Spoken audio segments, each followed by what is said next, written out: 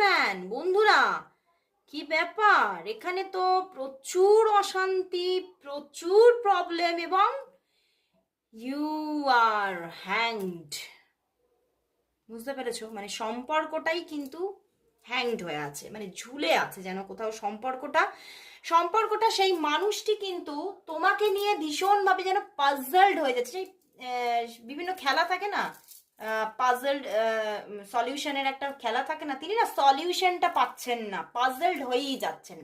যত তিনি তোমাকে নিয়ে মানে ডিপলি ফিল হচ্ছে, যত তুমি তার মধ্যে ফিল হতে থাকছো, তত কিন্তু তার মধ্যে এমন একটা পাজলড ব্যাপার চলছে, সে কি করবে বুঝে উঠতে পারছে না। 5-5 কম্বিনেশন চলছে।